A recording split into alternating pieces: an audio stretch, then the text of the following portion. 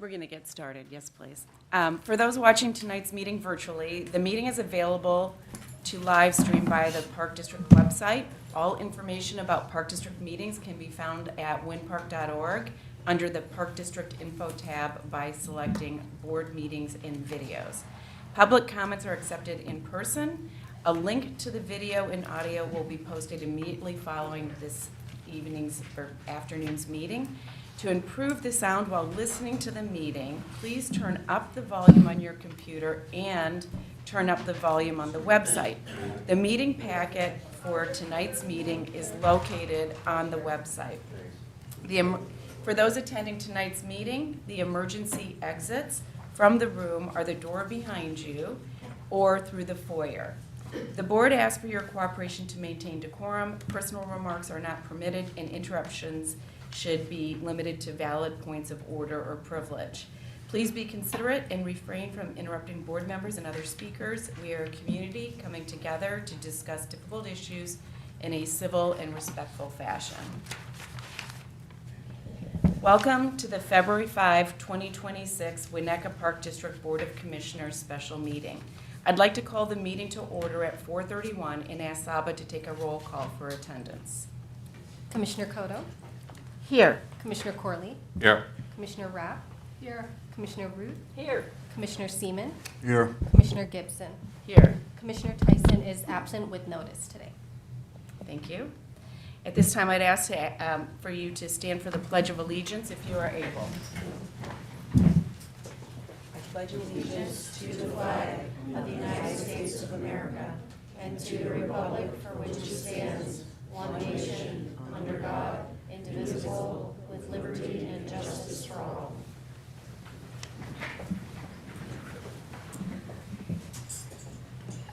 We're moving on to section 1.3 of the agenda, and I'm going to ask for approval of the February 5th, 2026 special meeting agenda. Are there any requests for changes or additions to the agenda? So moved. Madam Yes? Chair, before we approve the agenda, I guess I just have some questions. I'd like to propose a sequencing change for clarity. The Dog Beach fence concepts are constrained by the Ishbia Family Foundation donation agreement. I'm not fully up to speed on what the board is being asked to consider with regard to that agreement. So I'd like to reorder the agenda so we discuss the donation agreement issues first before we look at any sort of concepts for changes to Dog Beach fencing. Are we intending to take action to have public comment, or is there a way to hear public comment before we decide things? David has hers. Yeah, I think we are constrained by some items there, so no. Okay.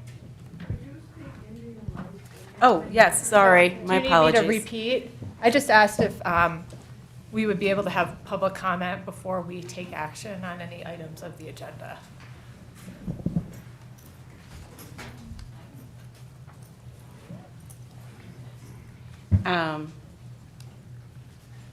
Yes. Continuing on, Madam Chair, I'm not sure what we are doing with Section 2.1.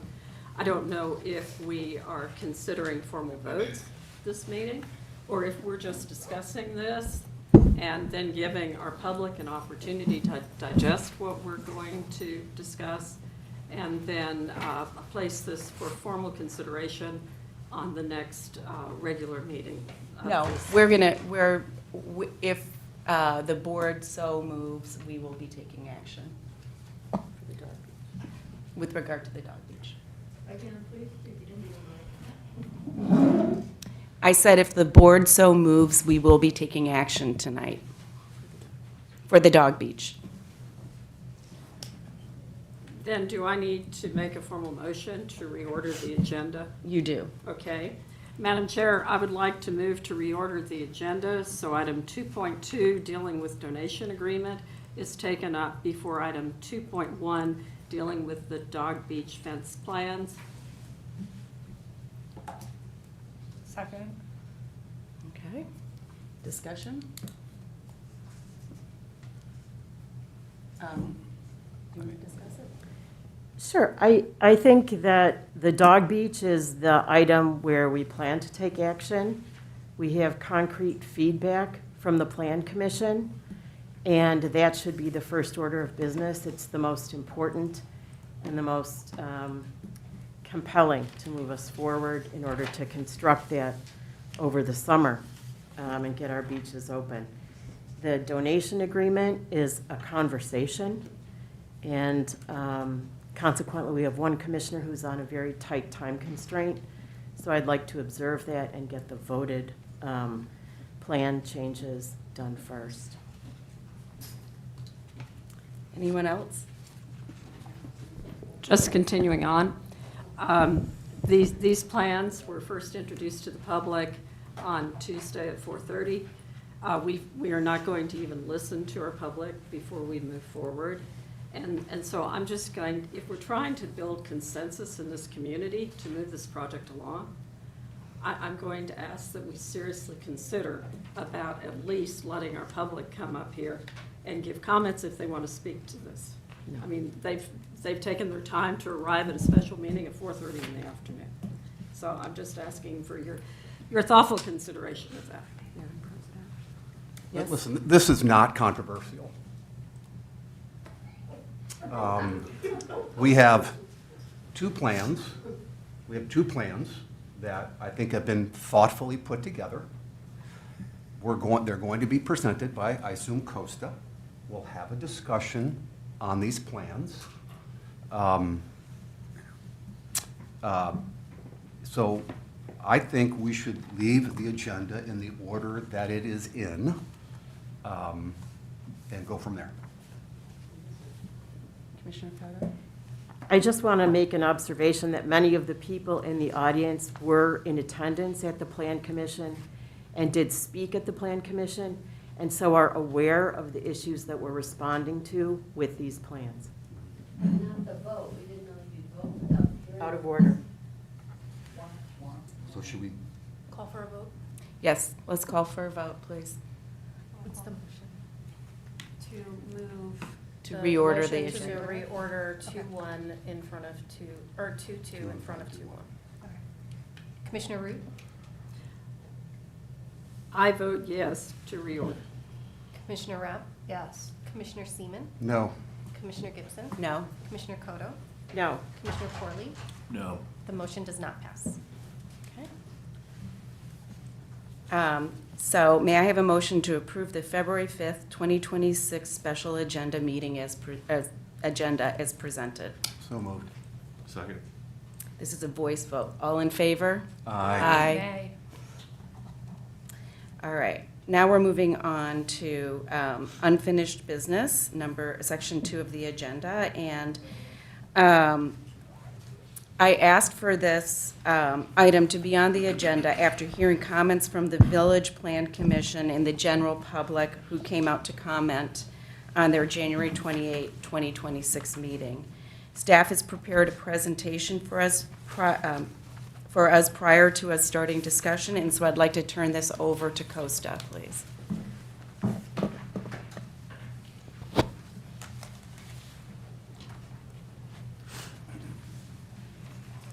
Thank you very much. As presented in the packet, based on the conversation and the presentation for the Plan Commission on January 28th, the Park Board, members of the Park Board gave staff direction to come up with a alternative design plan, which we're going to be showing this evening.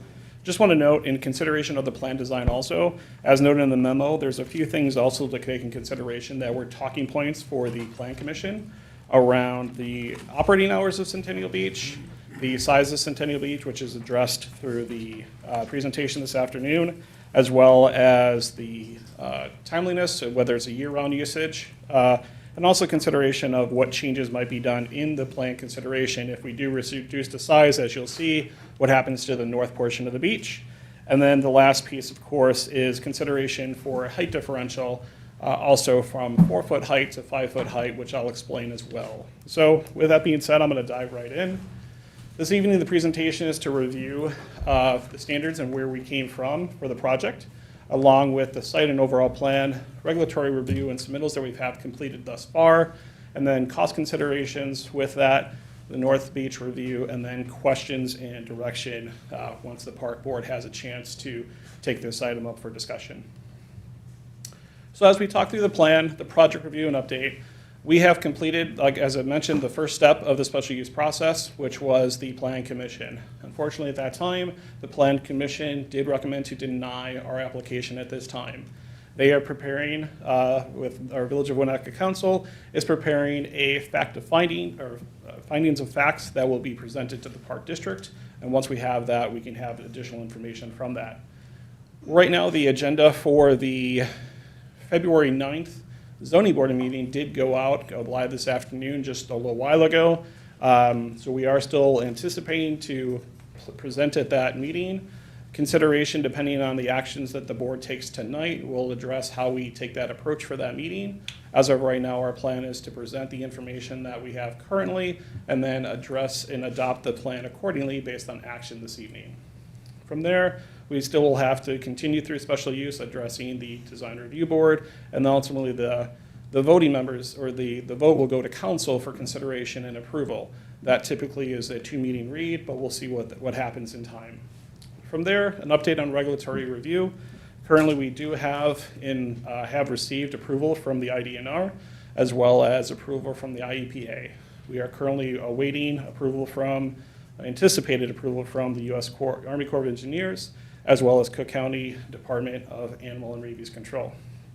And I'd just like to make mention of, too, after going back and re-reviewing the information, through the Plan Commission's presentation, we alluded to and stated about the direction that Park Board gave in regards to the size restraints of the Centennial Beach.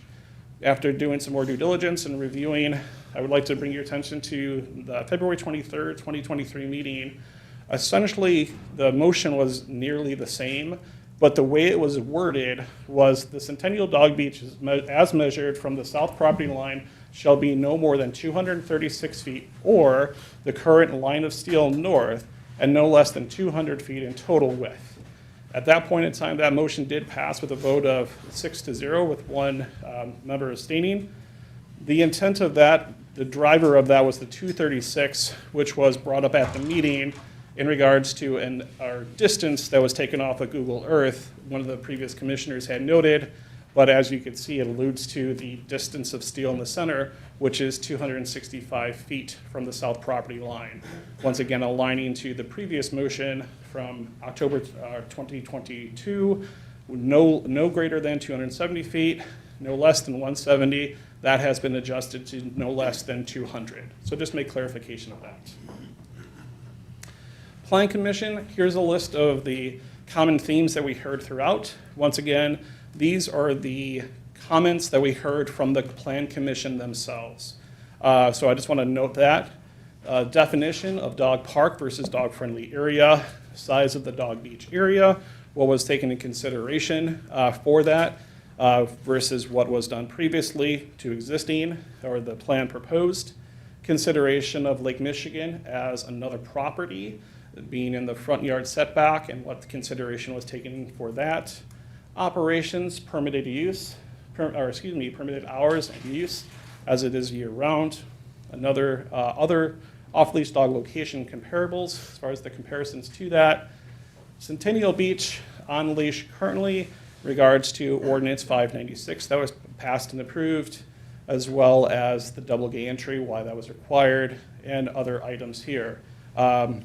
Don't want to go through every specific item. I want to be mindful of our time, but the compliance of the Village of Winnetka leash law is one to be important, as well as Cook County and the requirements for regulations Chapter 8, along with the reasons around safety concerns and standards, Standard 1 and 2 for safety, the need for, in the previous plan, the need for an individual to have to cross through an active off-leash dog beach area as it was defined, and why we were promoting that as safe practice or best practice. So after taking consideration of everything that we've heard through here, looking at the site design, falling back within the previous motions, we came up with a couple understandings. The project purpose, taking a step back, of course, is to make sure that we are complying with regulations and requirements This case, of course, Village of Winnetka Leash Law, and of course, Cook County Department of Animal and Rabies Control. And then the overlying safety concerns of this site as well that we've heard over the course of the process. Being compliant, of course, with those regulatory requirements, and designed in a manner that is best for public safety, further public safety. So we're going to go into the previous design. This is the one that was presented verbatim. This design here is going to show basically the north fence line, which was instead of the south property line, or 20 feet.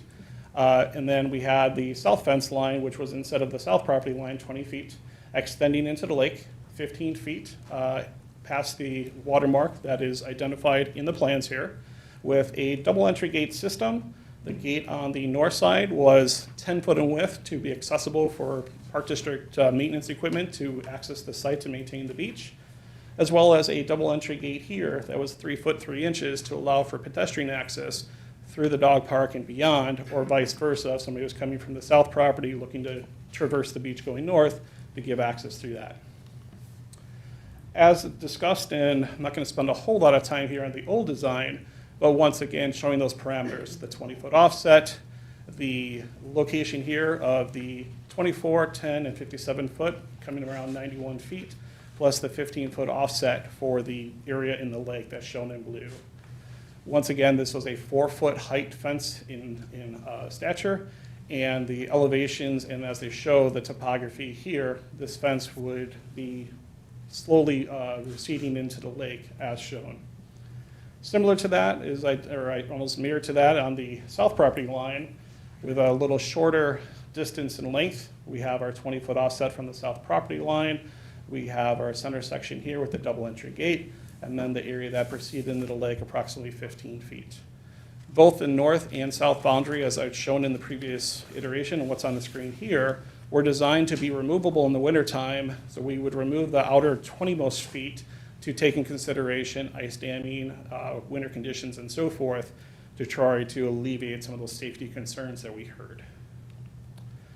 What I want to do here now is show you from a large or overview the alternate one for Centennial Dog Fence Plan. So one of the things that we did, you'll see right off the bat, is we greatly reduced the size of the dog beach area. In this case, it's noted at 265 feet. The other thing to note is you see the offset of this purple line here. That is indicating a 12-foot offset from the existing steel seawall, which is at the toe of the bluff, which was previously noted as the western barrier of the dog beach area, to allow for a pedestrian bypass across and through the Centennial Beach to continue on south for those beachgoers who did not want to walk through an active off-leash dog beach. So those are two things to note. The other thing is the relocation of the entry gate. So the electronic key fob gate that was at the top of the bluff is now relocated to beach level. So now we have a single secure site access point in the northwest corner of the proposed dog beach that allows for key fob access through the single gate. And then there is a 10-foot by 10-foot area that allows for that off-leashing, on-leashing area for the pet owners to come in and out of. And then you would proceed onto the beach through the secondary gate, which would be an interior gate with just a latch, allowing people access to the beach itself. I will note, to take into consideration maintenance and the widths, the 12-foot was driven by our equipment to be able to get in there to maintain the beach and grade sand as needed, as well as the access point here of a 10-foot double entry gate, meaning two single gates that would tie together into a central post to be secured and locked at all times, and only there for maintenance access. The fencing here is now relocated onto the actual steel groin structures using an already existing barrier in the lake instead of creating new barriers by installing new fencing.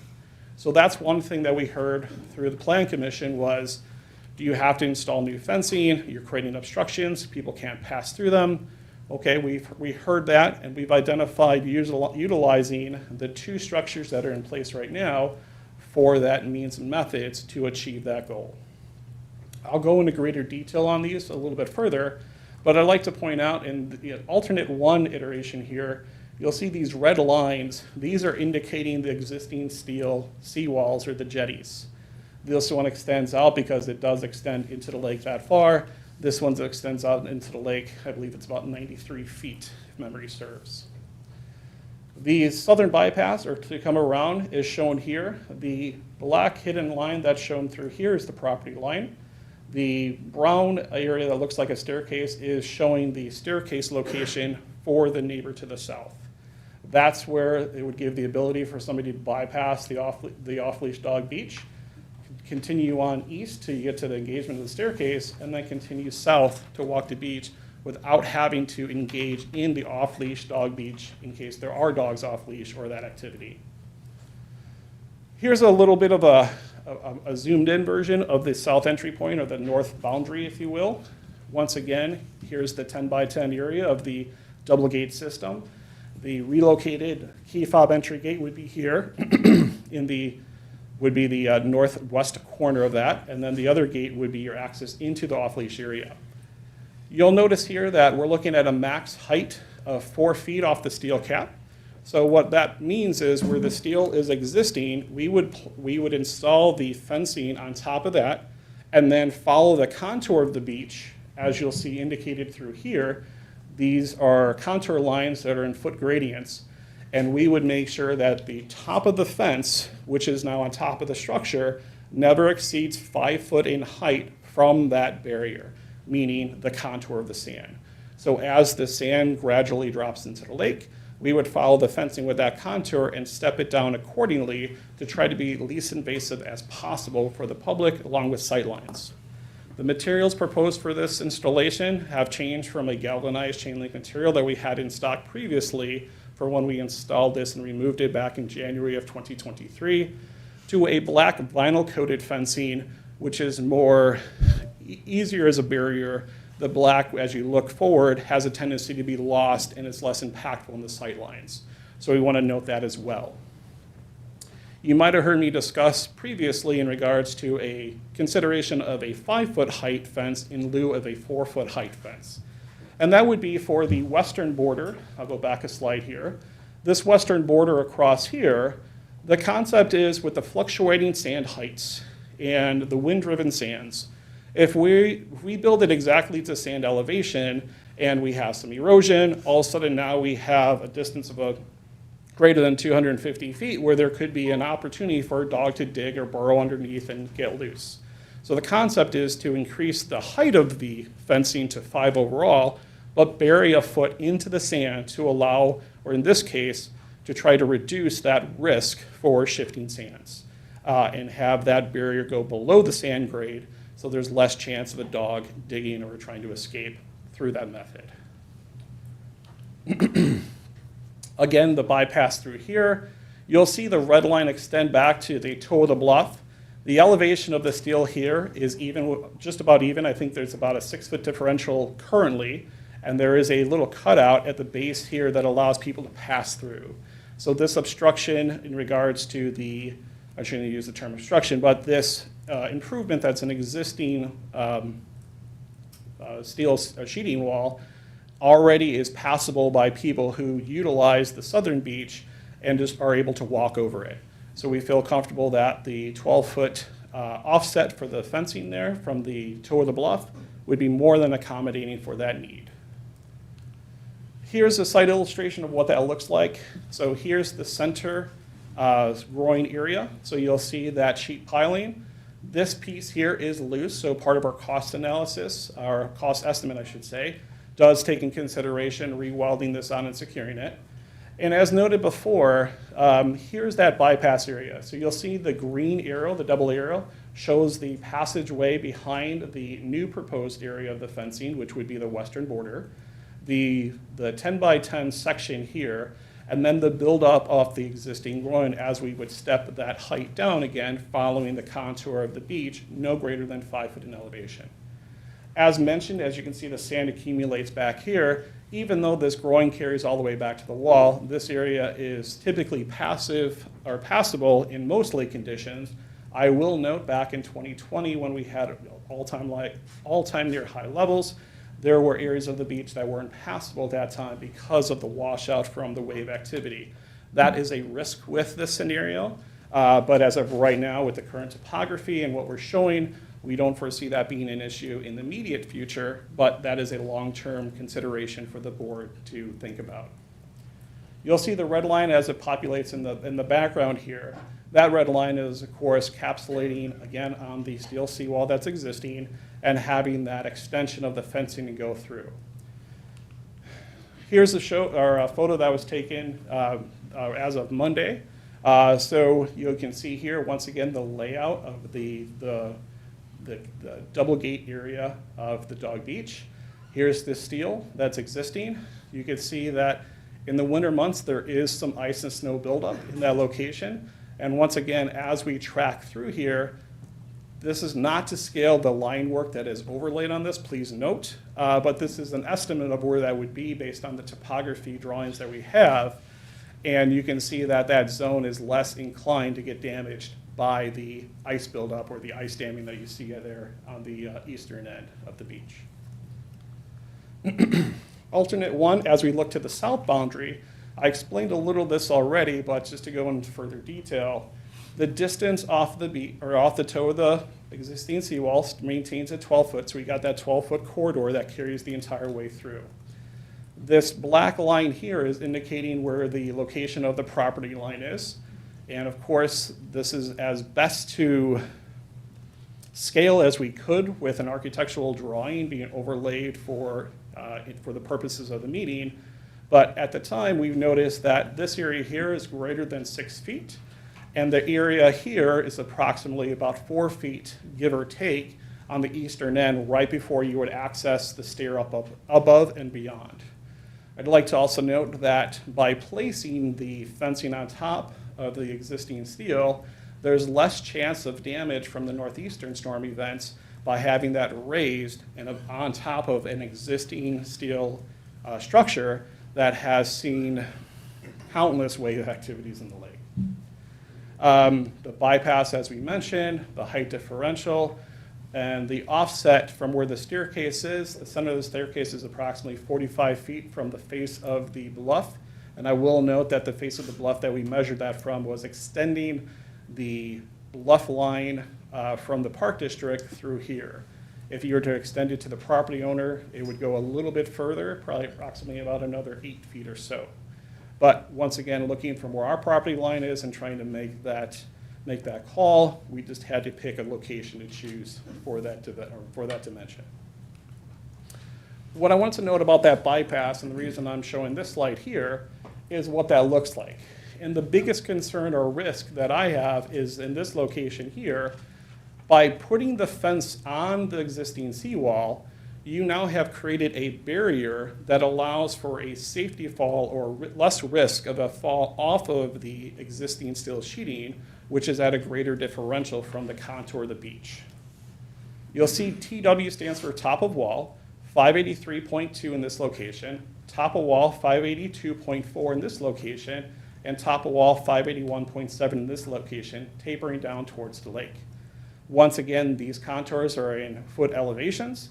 This contour is at 580, this contour is at 579. So right in front of the stairs, if we take 582 minus 579, you're looking at an elevation differential of greater than 3 feet. So, and once again, this is proposed off of the October 24 survey, as shown here in that location with the red arrow. So if you think about an elevation of 3 feet or greater, somebody walking the beach would have to overcome an elevation of 3 feet or greater. It could be less during low lake levels when more sand is accumulated at that side. It could be greater at high lake levels with more water being there as well during lake or high lake conditions when there's potential risk of more washout. By looking at alternate one here and proposing the fence on top of that, you now have a corridor that addresses the safety fall risk here. When somebody would be traditionally walking the shoreline, they're not going to choose the harder route, well, one would think. They wouldn't try to overcome a barrier of 3 feet. They would walk where it's easy and just, maybe 6 inches or less or even, to then walk back to then address the stone structure to the south, to walk over it and continue walking south from there. So I just want to kind of note that in regards to alternate Plan 1 versus alternate Plan 2, because that's where you're going to see the greatest change. So here's some illustrations. The photo on the left here is from 2020. I apologize, I spent more time than I care to say sifting through photos to try to find good photos to give some good explanations. But this is more of a higher lake condition. And you can see here the contour of the beach and just how fast that drops off and how far inward or landward that is. In this instance, the staircase would be over in this location, give or take, which is far well within the lake and greater than 3 feet of drop for sure. This photo was taken from Monday, or on Monday. You can see the masonry wall that the resident of the South erected here. The red line is carrying the property line down. This area here is some sand buildup, but for the most part where the steel sheeting wall is. And the purple line is indicating where that fencing would be based on the location of where it comes out from the inset of the steel sheet piling to the west and the location forward. Once again, looking at size and scale, easily passable up to that point for somebody to walk that boundary still within the Park District property.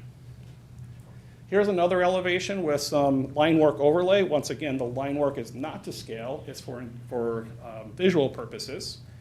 Here's that drop that you saw from the previous iteration, this purple line. Let me go back just to affirm. That's this here. The photos were taken on the same day. This is looking at a western vantage point. This is looking at a southern vantage point. This is one of the park staff members here standing there for size and scale. This is that elevation that you see of the existing steel seawall, okay?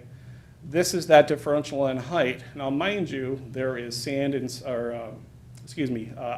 and snow accumulation in this area, and the red arrow is indicating where the pass-through is of the natural stones that were placed to the breakwater structure to the south.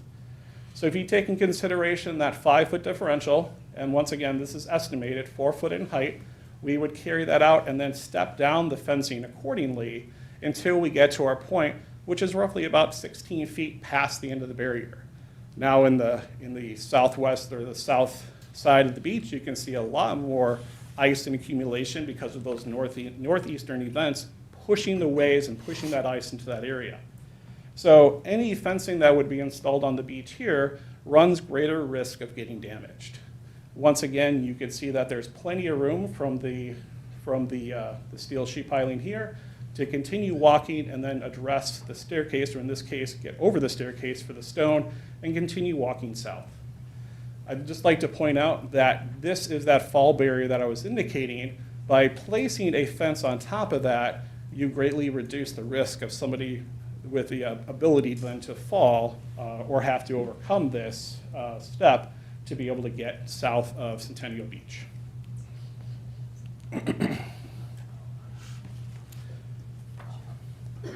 Thank you.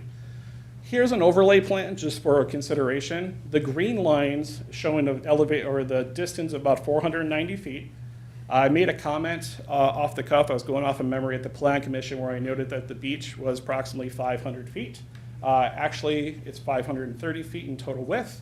So when you reduce the 20 feet on each end here, you get a length of the beach of 490 feet.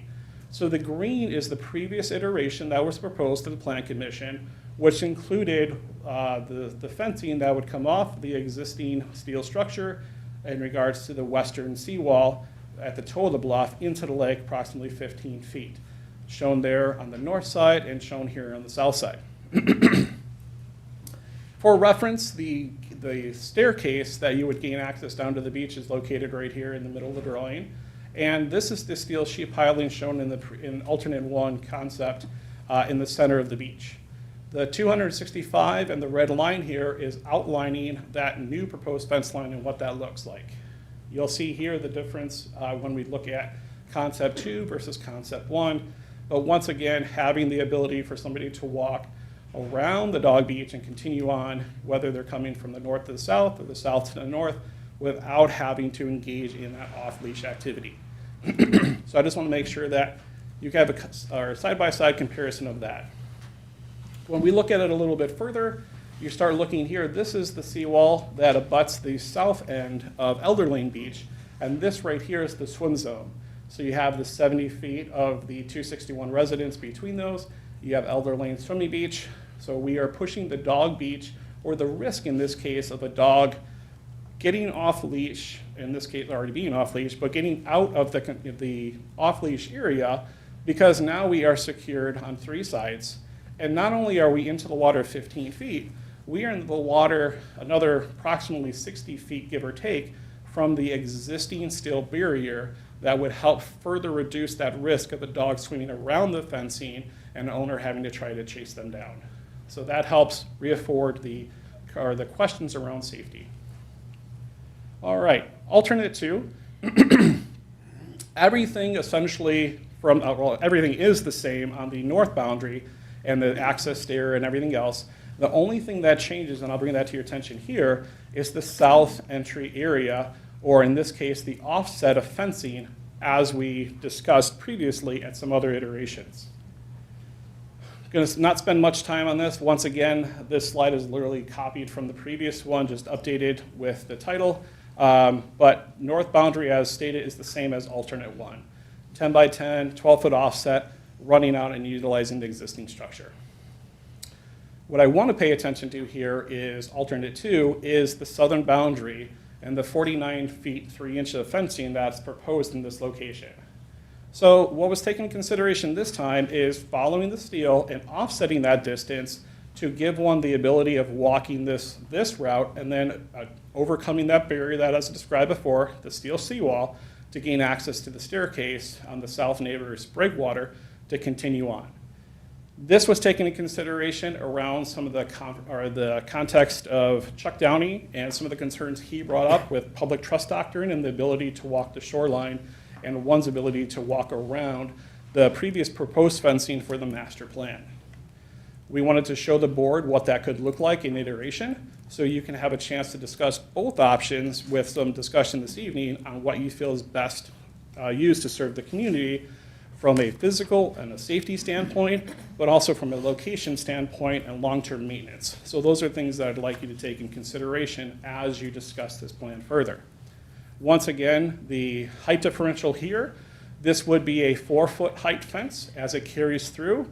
As I showed you in some of the previous photos, the ice damming from the northeastern storms as it gets pushed into that location can be severe, so the fencing in this location would run a greater risk of getting damaged. Wanted to show this illustration here again, blowing it up a little bit further. The blue line is at the current ordinary high water mark, the water level of 577.5, where it is for date according to the U.S. Army Corps' website. So when we look at that elevation there, and we look at the elevation through here, you have now greater than 4 feet of differential that you're overcoming. Once again, the survey lines that we're seeing through here, those are from a dated survey from October of 2024, and we actually have lost sand in this area. What's interesting about the lost sand is with the permit application for the south resident, he nourished that site twice in his application. Once during the midst of construction, and then due to a issue as far as timing and the regulatory agency seeing that sand being placed, they required him to re-nourish that sand again in a second application during permit closeout. In that time, the sand from the first nourishment lasted maybe 3 days before Mother Nature washed it into the lake, as it's intended by design to do. And once again, with the second nourishment, we saw that disappear as well. So the exposure and the risk in this area is great from those northeastern storms. The previous designs and concepts that we had, you remember the pier going out to a certain distance, that kind of created a shadow that protected that area greater. This iteration, of course, is just a bare bones minimal approach to achieve the function and the intent of what we're trying to do, which is reestablish the off-leash dog beach. I took a little long. Taylor, can you prop it back up? Thank you. So as shown previously, once again, the only design iteration change here is that south corner, showing that offset on what that looks like. As you can see that this picture here was during the construction of that southern structure. The staircase is placed in this location, as you can see by some of the shadows, and their location through there. The sand that is accumulated in this corner, the safest approach would be to walk all the way against the western wall, get over that structure where it retains sand because it's protected from washout, and then continue east till you can get to the staircase to cross to continue south. So once again, I know I showed this already, but want to reiterate and reinforce the natural topography here for one to be able to walk across and then continue down and across versus trying to overcome that drop that you see in the different iterations. Once again, the one on the left is from 2020. This is as of this week, but you can see those concerns. Here's an iteration with some boundary lines kind of drawn in, overlaid. Once again, these are not to scale. These are perspective purposes only. But instead of utilizing the purple line here, which is the top elevation of the existing steel jetty, we had talked about offsetting that distance in approximately 12 feet and carrying that out 33 feet before we tied it back in towards the structure for that bypass area. Once again, this fencing through here would be at greater risk. In this event here, where this ice buildup is on the beach especially, there's a greater risk of that being damaged. We are still proposing to remove modular units at the end of the fencing during the winter months.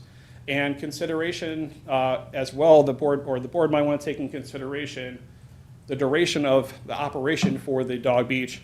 Should we close it seasonally, as with other agencies do? Do we leave it open year-round? Things to ponder as you're thinking this through. Winnetka Park District operated beaches. In total, Tower Road, Lloyd, Maple, Elder, and Centennial. Out of the total, I think it's 2,405 linear feet of beach. When you divide out the 265 feet for the beach that we're proposing for Centennial, becomes 11%. Previously, with the entire width, well, we were nearing 20%.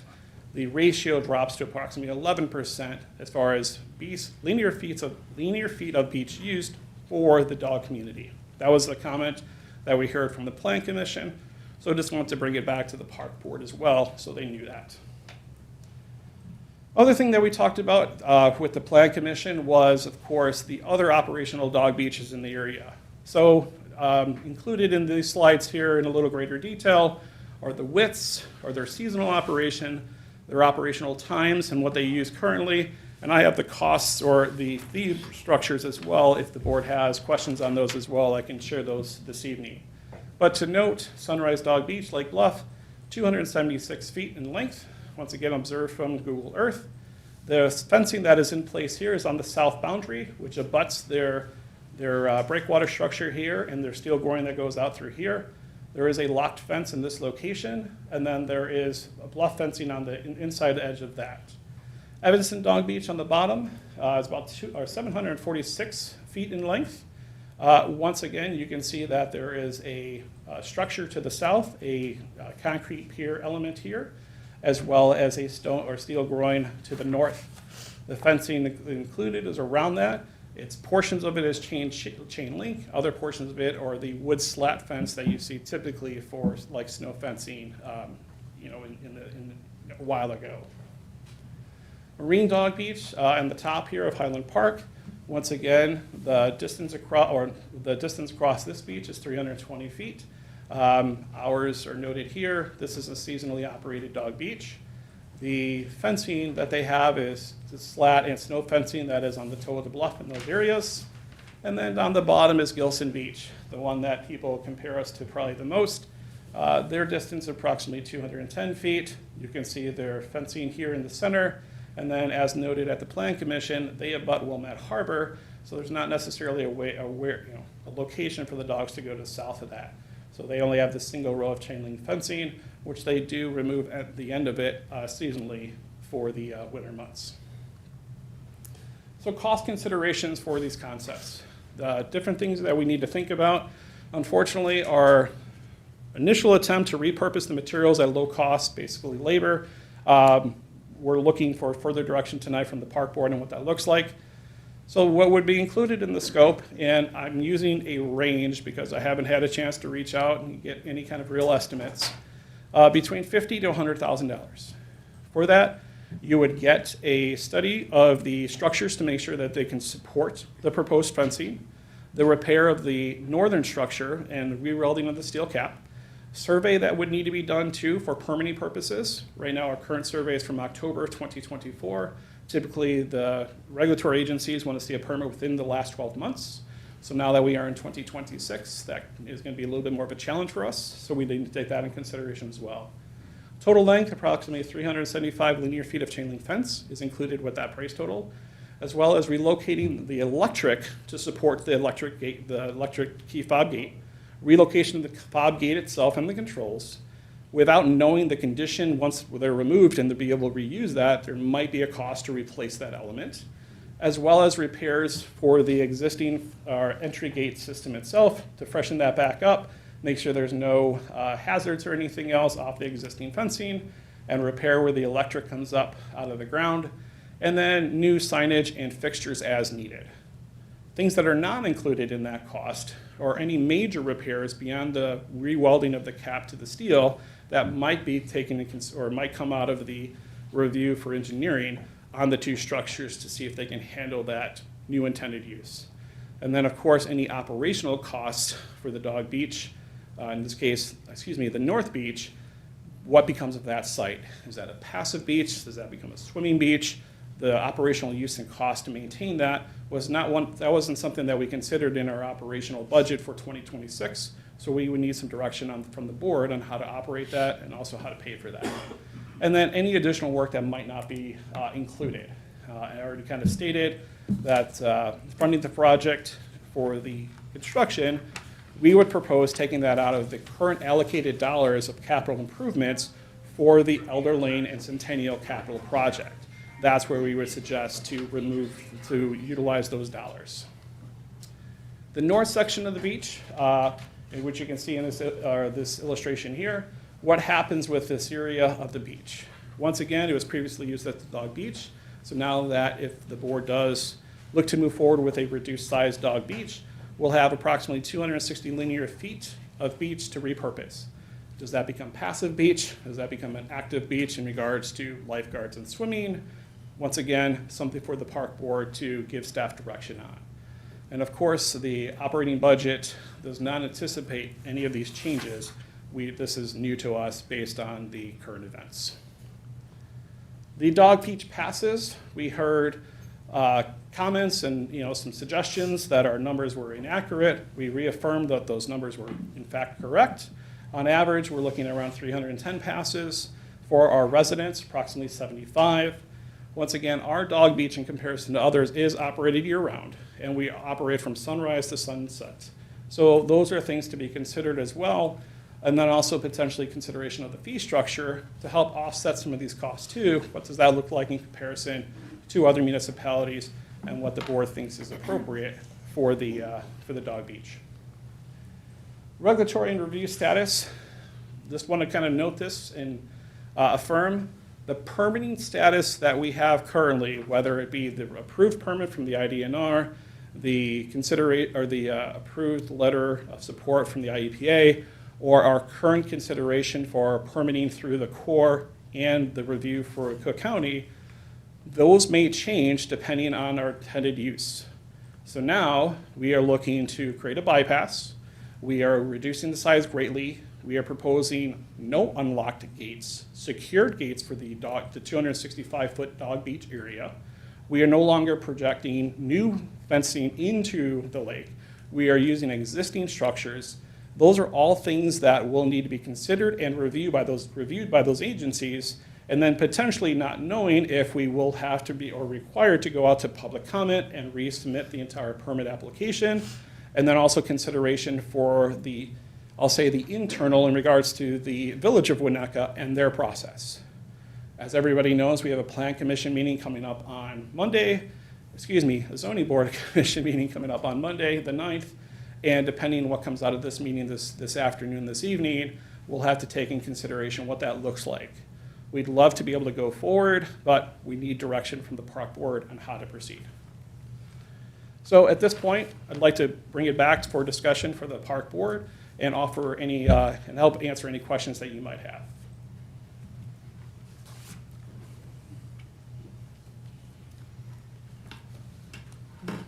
questions for Costa? I don't have any questions. I'm out of here in 10 minutes. Sure. If I don't get out of here in 10 minutes, my daughter is going to excommunicate me from her life. Listen, I think we're here because, can I make a comment on 2.1 and 2.2 before I depart? Sure. If I may be allowed. Listen, we're getting a lot of comments, suggestions from the various recommending boards, and certainly there's communication between boards as well. They're not going to tell us what they're going to approve. So because of that, we need to lead. We need to keep putting plans. It's terribly inefficient, but we need to keep putting plans in front of these recommending boards, and then hopefully the actual board, the trustees, to find something workable. I would prefer to have a dog beach off leash. I do believe we need a fence for safety reasons. So thank you again for coming up with these plans. I think it's a much better plan. It's much more reasonable, functional. I won't be here for the vote, if you guys do vote. I would vote for the plan that least impedes public trust doctrine, okay, which I believe is number 2, I believe. And then as it relates to the second item on the agenda, if I may, before I depart, the donation agreement exhibit, the plan on Centennial with the pathway, the pier, it's reasonably clear to me that that plan is not going to be approved, right? So we have to have a serious discussion about donation agreement as a board, and we do have the ability to terminate. So with that, I'm out of here, and thank you all for giving the time. Thank you. All right. Did anyone else have discussion that they wish to engage in? I just want to thank David for stating his opinions. I'm sorry he has to go. He's a thoughtful and careful articulator of challenges. I think this reflects a constructive effort to accommodate the objections or concerns that we heard in the Plan Commission. And I think it's a good faith effort to try and move us one step forward to a properly fenced dog beach. That's all I have to say. Question. Yes. Costa, between Plan 1 and 2, is there any advantage to Plan 1 over Plan 2? I would say the risk of somebody falling or having to try to traverse the seawall on the southern boundary, as shown here and as stated with some of the other illustrations, apologize, through here, having that barrier adjacent to, or on this case, installed on top of that seawall creates less long-term maintenance for the park district, so ongoing maintenance costs are greatly reduced, and risk for those costs in regards to needing to replace the fencing gets reduced. And also the safety concerns of falling off that ledge, if you're not paying attention and continue to walk in this case, north, that risk of somebody falling like, oh, the fence is there, and then not seeing it and then going down. That allows for a handrail, if you will, a barrier to protect against that. Now, as I stated before, the sand level here does fluctuate. It comes up, it comes down, we see it go back and forth, and traditionally it tracks with lake conditions. The lower the lake, the more wind-driven sand to that corner, and the higher it should build. With the structure as it sits now, it will collect more sand in that area, so that should fill in. But as I stated already, twice now, the neighbor has nourished that as part of their permit requirements, only required once, but having to do it twice based on requests from the regulatory bodies, and that sand is gone. So that's a greater risk for the northeasterns without that protection. So, and this is only my opinion, I would recommend 1 over 2 for those stated obvious reasons. Okay, so, yeah, 1 prevents people from walking along beyond where the jetty is covered with sand, or is that right? Like, you can, in Plan 2, you can go the same path you could with Plan 1, it's just in Plan 1, the fence continues all the way to the point where they wouldn't be able to turn left and then climb over the wall, is that the? Yeah, so this is probably the best way to illustrate it. Yep. Option 1 would carry the fence to this red line and then straight across. Option 2 basically creates this bump out. But once again, you need to navigate this height differential, and where it is currently, and as it's been for the last several years, one would reasonably rather walk across here where it's either at grade or near grade versus trying to overcome a 3 or 4 foot obstacle. It doesn't make sense. One would walk here and then walk in, and I'm not an attorney, and I'm not a public trust attorney by any means, but there is provisions, as I understand it, that one could walk to the obstruction and then they should turn immediate direction to avoid that structure. So if they need to walk back, you would walk to the line, cross, and then walk back to that ordinary high water mark, or in this case, the ordinary high water line, the average water line, is where people would traverse. So I don't think that we would be impeding that, but that's a staff's opinion based on my limited knowledge. I'm not an attorney, and I haven't studied this that great in regards to the legal perception. Okay, thanks. Commissioner Root? I want to thank Costa for putting together such a presentation in such a short amount of time. I think we're seeing real progress here with several things. 1, the reduction of fencing that protrudes out into the lake that could be a safety hazard. Thank you. 2, giving non-dog owning people a path of passage so they don't have to go into a dog pen.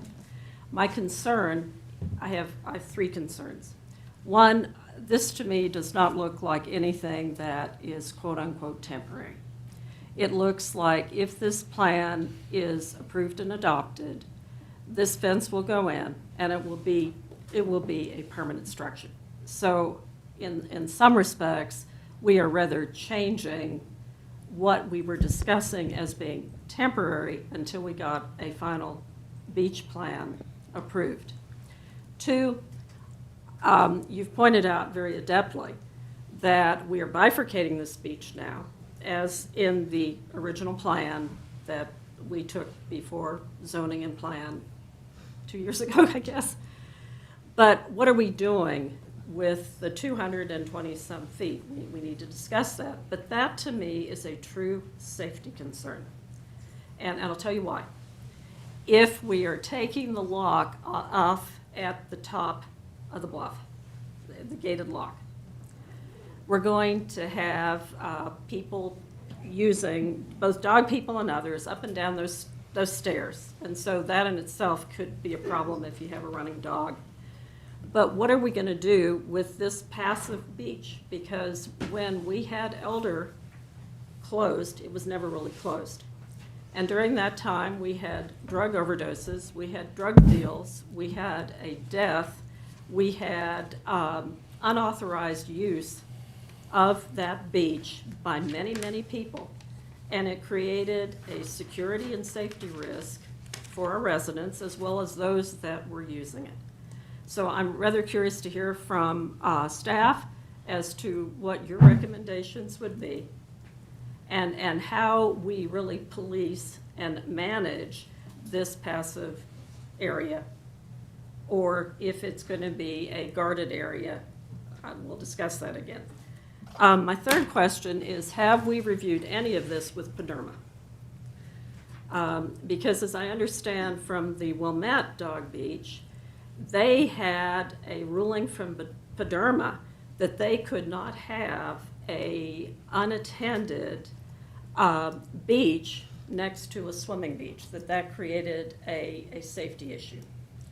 And so I don't know if Paderma would look at this and say, you know, we have a buffer with 261 before we get to Elder. But that's a question. Is that going to be a safety problem? Again, I'm really concerned about many different uses of this northern half of the beach unless we find a way to have it patrolled or we intend to have it a garden. So I'm also, one final comment, I think that it would be great for us to also consider our original plan that we presented to the Plan Commission, reducing the level of fencing that goes into the lake, providing for the bypass. To me, that is really a fine plan. And you can laugh at me, Ms. Gibson, but we haven't even looked at that potential. And we haven't given our public the opportunity to weigh in on any of this. And this plan, by the way, was your plan that you introduced in August and we voted on in September, and you voted against it. I didn't vote against it, but you said you quite liked it, so I was expecting more support from you. Again, perhaps to garner that support, it's picking up the phone and talking to me. I learned about this meeting by getting, you know, the email, the electronic email from Diligent Community, which is just fine. I'm very adept at that. So thank you. Thanks, Costa. President Gibson, if I could respond to some of the comments. Sure. Sure. So in regards to temporary, we can't call it temporary any longer, as that is part of because we don't have an end date. So it is not anything that we've submitted, even the current one with the Plan Commission, the one that will be seen by ZBA, the one that is with, that was approved by IDNR, the one that is with Army Corps. It is not considered temporary. It is considered a project because there is no end date. So that has already been determined by those regulatory bodies that it cannot be considered a temporary structure.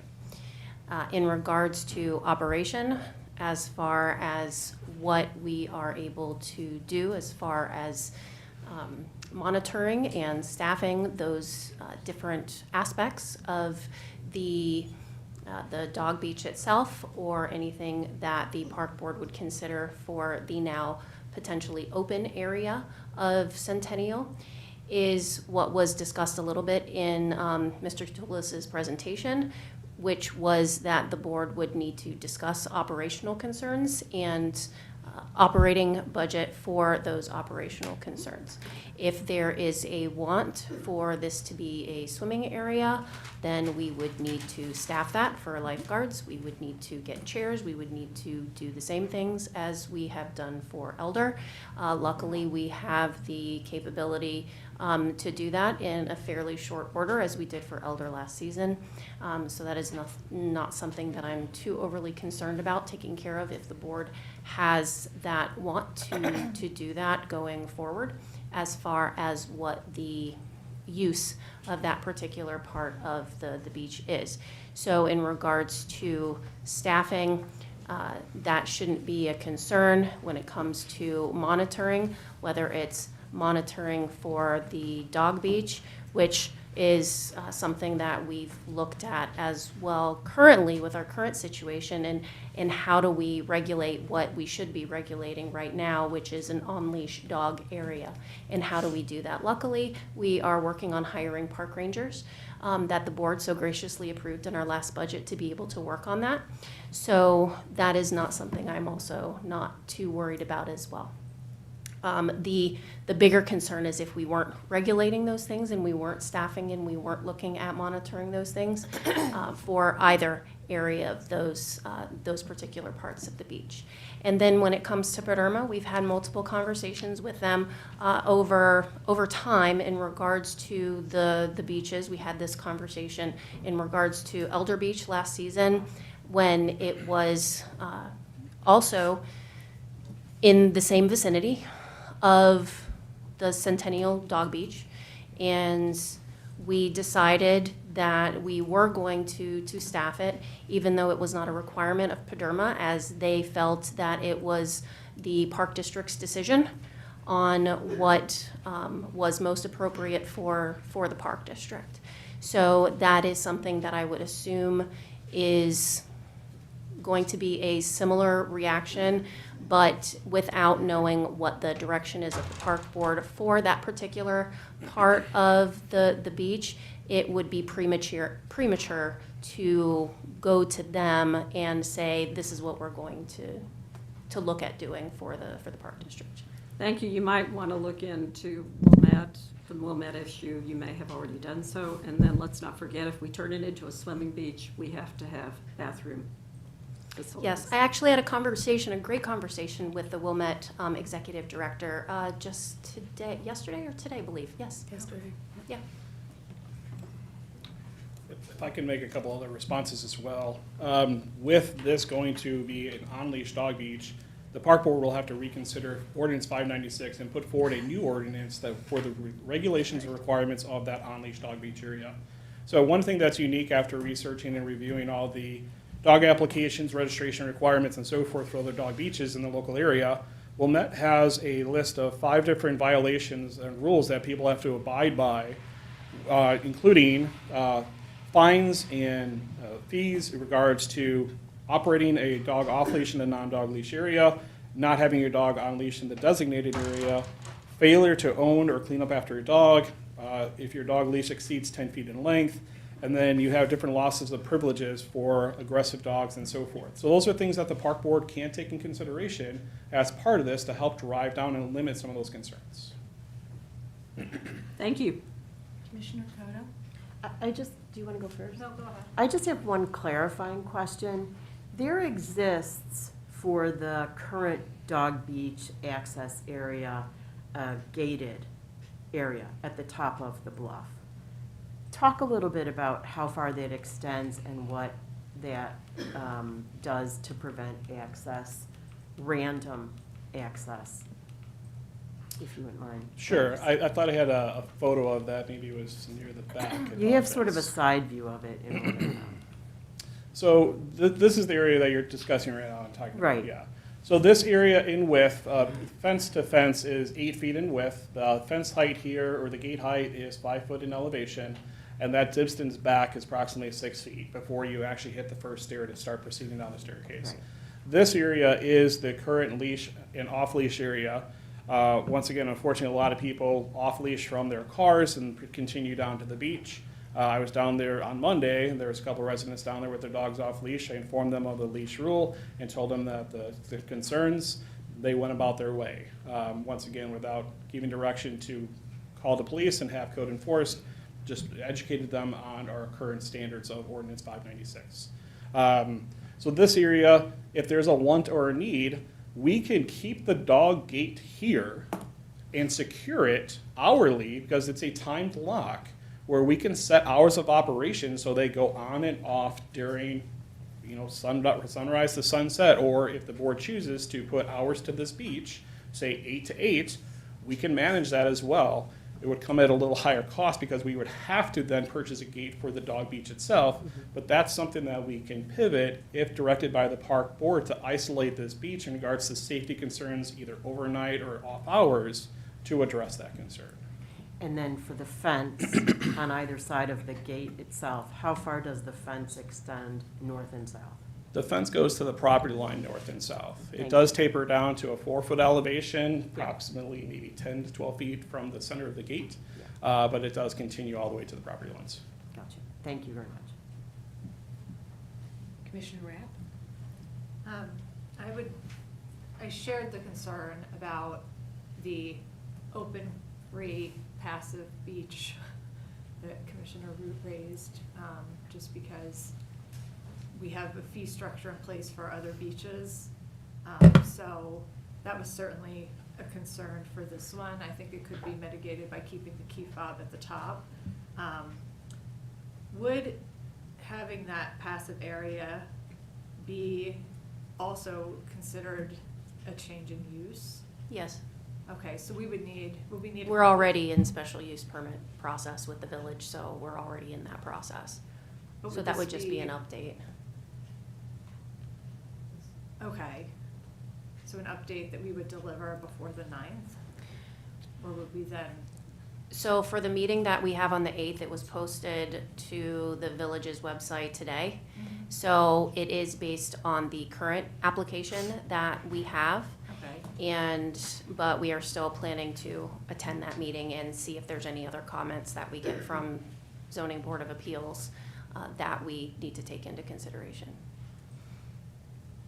So comments on the plan that was presented on the 26th, or comments on this presentation? If I Comments. can, sure. Sure. Depending on what the board gives direction for staff tonight, and if there is consideration of alternate 1 or alternate 2 to move forward with one of those designs, we would then engage with the village, let them know of our change of plans in regards to identifying the new plan, and talk with them on how to achieve that. Do we present the old plan so they have a baseline to understand where we've taken this plan from and where we're headed to at the ZBA meeting, then present the new plan? And if, I would assume that they wouldn't have enough information and it's not going to be posted long enough for the public to really get their arms around this. But then we defer to the next zoning board meeting, which would be the March 9th meeting, and then bring it back with a sole plan for consideration and let them come back with any additional comments. But at least it gives us the opportunity to keep the process moving forward, get in front of them for some reviews, some comments, and then if there are considerations or changes, we can come back to the park board if need be, or depending on the action taken from the park board, allows us to get that first review and then a second review for consideration at that time come March. So it gives them a, I don't want to say sneak peek because that's not the proper terminology, but gives them a review prior to then voting for consideration of recommendation. Okay, I mean, I'm glad that this plan addresses some of the key issues that were raised, you know, the bypass for the pedestrians, the no fencing in the lake, the size of the dog beach. And so those I think are positive. I agree with Commissioner Root that this feels like a very permanent plan. So when I was listening before, you know, I looked at these, and when I listened to the comments of the Plan Commission, I was just thinking, what are ways that we could make the plan that we presented more temporary? Like, you know, could we remove all the fencing out of season? Could we, you know, what are some of the things that we could do to address that? So it sounds like we're intending to come back with a, you know, new permanent plan. So I think it's Commissioner Rapp, what I would say to that, when we go through the regulatory agencies like IDNR and Army Corps and those regulatory bodies, if it's something that's temporary, we have to put an end date on it. And if there is an end date on it, that's it. And when we would go to try and reinstall it for the next season, we would have to go get another permit for installation of that as well. So unless there's an end date that it's done, then those regulatory bodies, no matter how minuscule, will not consider it temporary. okay.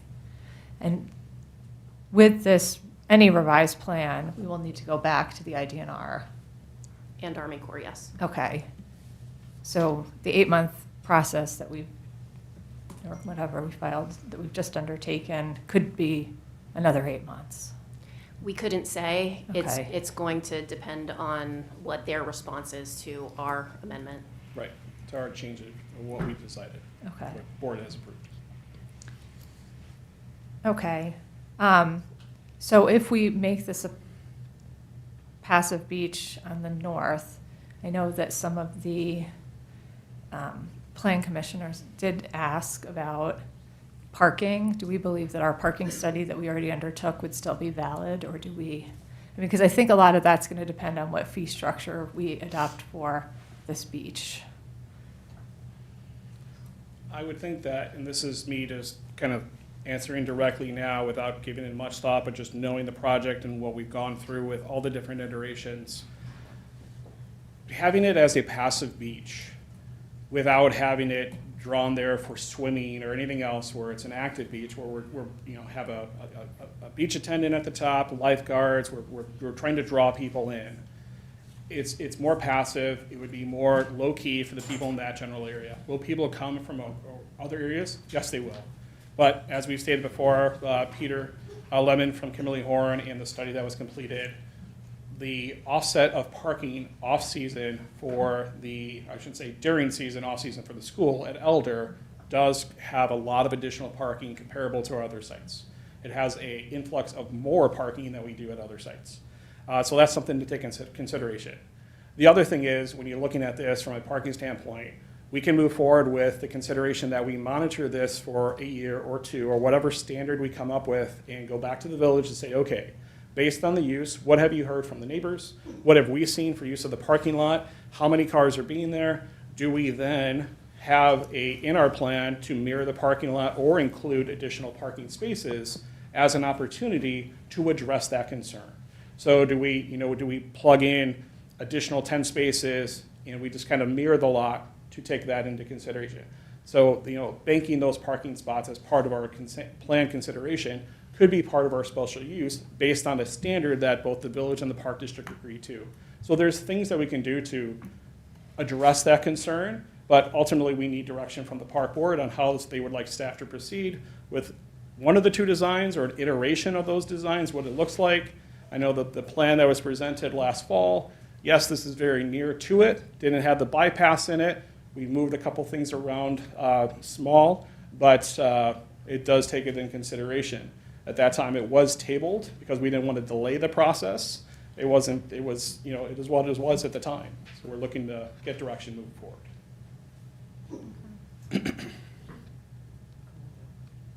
And then just to reconfirm, so the fence on the jetties would be removed seasonally on the top? The outer portions where staff would identify them being in danger of being destroyed would be removable, yes. Okay. Similar to our previous plan, whether it's 20 feet, we would make the entire section modular. So if we see that, hey, we really need to pull 30 feet back, so be it. But that done, if we do keep the dog park year-round, that creates greater risk for dogs to then exit the off-leash dog, or the off-leash area, to then either go on the beach to the north or the south. So that's where maybe consideration of hours of operation or seasonal usage of the dog beach might want to be considered by the park board, as other agencies have done. Okay. And then just a comment on Plan 1 versus Plan 2. I compared those to Chuck Dowding's analysis, and he had the cutout on the eastern side of the stairs as opposed to the western side of the stairs. So I don't know if that makes a difference. So I just think it's we're dealing with a pretty small area, When you say eastern versus western side of the like stairs. closer to the lake of the stairs, closer to the lake side of the stairs. So it's just really hard to, As far as carrying it out additional maybe 4 feet. yes. So I don't, Once I feel like again, that's, something that, we're not going to be able to resolve it here because I feel like it's something that requires a surveyor with stakes, with the things there to really get to that. And, if we compared this to the as-built drawings, is the property line the same? Is the ordinary high water mark the same? Like, I don't know. right. But I feel like those things are just very, As there's a little bit of judgment. For on sure, them. and as crude as elementary as this might seem, once again, taking a look where the fence line is and where their property line is, and as that comes down, when you look at that distance of the walkable space to the staircase, Where I am taking the photo from is even with the staircase. So in this case, depending on how much buildup there is, which if you look at this photo, you can see that there's not much buildup against here. You can see the steel. There is at least 4 foot of space to walk this entire distance based on this rudimentary layout and seeing it. I think 4 feet is accommodating for somebody who is literally using it as a bypass to walk around the active dog beach. But that's my opinion. There's not necessarily a code or anything that I would suggest for this kind of application because it is very unique. Yeah, I don't know. Sure. I'm just, Yeah. I looked at what was presented, I looked at the comment that we received, that's the discrepancy that I saw. I mean, I went out myself yesterday to look at it, I could see the distance, I just don't know if, like, the ordinary high water mark, takes a pretty sharp turn, and I don't know how that coincides with the property, So as I just part of our- don't, I just don't know. As part of our application to the Army Corps of Engineers, we re-identified because we went from a regional permit to an individual permit. So I had to re-identify the ordinary high water mark based on the findings and materials that we saw on site. So I submitted that as part of the application, included that in as part of our application. I haven't heard back whether or not that's been accepted. It's been suggested that they agree with our initial findings, but until we have something in permit form given back to us saying that they agree with all of our findings, it's going to be hard for us to tell. But Yeah, no, I know, it's understood, and yeah. if that's a consideration for the board that they want to decide tonight and put that as part of the design in consideration with, we can also do that.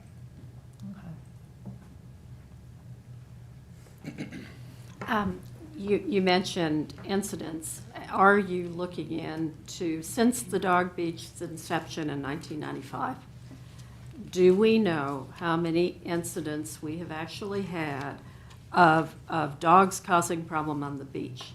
I will share that during the Dog Beach Advisory Committee, we did look into that, and what we learned was there were very few incidents on the beach. The problems mainly were unleashed dogs running on the tableland. And I know you had a question from the Plan Commission on number of incidents. I think it'd be very helpful for us to try to get that information. It certainly supports why you have to have fencing. Yeah, I just think it's something that would be good to know. Well, Elder Beach has been closed for years, so it doesn't really make sense presently. President Gibson, Elder Beach may have been lawfully closed, but Elder Beach was one of our busiest beaches. I understand that. I understand that. So I'm going to talk right now. There are 3 competing interests here. We have people that want to walk the water line. We have homeowners that don't want dogs coming up on their property. And we have beachgoers that would like to enjoy a day at Elder Beach without fear of dogs coming running at them. We can achieve all 3 of these things, and that's the idea here. It's not to there's no mystery to this. That is what we're trying to achieve, is getting all 3 parties supported here. All right, I'd like to, at this time, have a motion to approve the revised Dog Beach plan as notated in alternate plan 1. So moved. Second. All right, and does anyone wish further discussion? Okay, at this time, can I have a roll call vote? Commissioner Corley, Yes. Commissioner Kodo, Yes. Commissioner Rapp, I'm going to abstain just pending the review of the point that I raised on the trespass issue. Commissioner Root, No. Commissioner Gibson. Yes. Motion passes. Yes. Okay. Now we're going to move on to section 2.2 of the agenda to discuss the donation agreement. And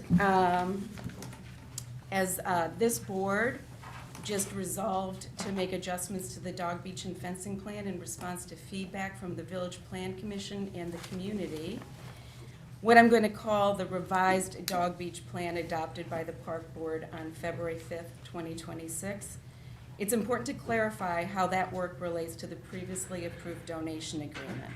While the donation agreement was referenced during the Plan Commission discussion, the dog beach and fencing proposal itself does not comply with that agreement, nor does it activate the restrictive covenant. The donation agreement with the Ishbia Family Foundation is contingent on permits and specific project elements that are not reflected in the revised Dog Beach Plan adopted by the Park Board on February 5th, 2026, and no donation has ever been received. I would like the board to discuss a path forward that continues to provide responsible and transparent decision-making. In the event that the revised Dog Beach Plan adopted by the Park Board on February 5th, 2026 receives all required approvals and permits as applicable from the village, IDNR, Army Corps, and Cook County, the board may want to consider bringing forward an action item and formal vote to terminate the donation agreement as the revised Dog Beach Plan adopted by the Park Board on February 5th, 2026 would not align with the donations agreement's original terms. This approach reflects appropriate sequencing, respect for regulatory process, and our responsibility to the community to handle this carefully and in the right order. I'd like to open it up for board discussion. Can we discuss the prospect of if we're approved for this Dog Beach Plan, that we would terminate the donation agreement? Yes? I would just add one more step in there. We have a donation agreement. We are pursuing a Dog Beach Plan that is not in compliance with that donation agreement. Right. That's fine. We should probably open a line of discussion with the donor just to let him know how we are pursuing permitting in a direction that's different from the donation agreement, out of courtesy, and just to keep him in the loop. That would be my suggestion to add to that process. Okay. Commissioner Root? May I ask counsel, Commissioner Seaman opined that the donation agreement was readily terminable before he left. I'd like your opinion as to whether there is any issue, seeing we've never had any consideration, whether this agreement could be readily terminated. And secondly, I'd like to know whether the restrictive covenant was ever filed of record in the Cook County real property records. The restrictive covenant was not meant to be recorded until the Park District was in receipt of the funds.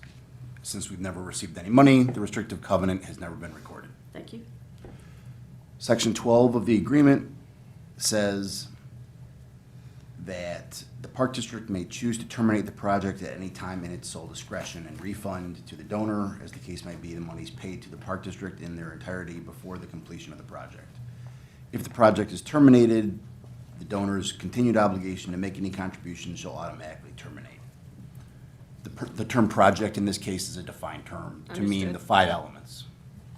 Understood. I have section 12. I just wanted your opinion that that was very clear and there would be no issue. I would just add this comment in reference to paragraph 6 of the agreement. It says,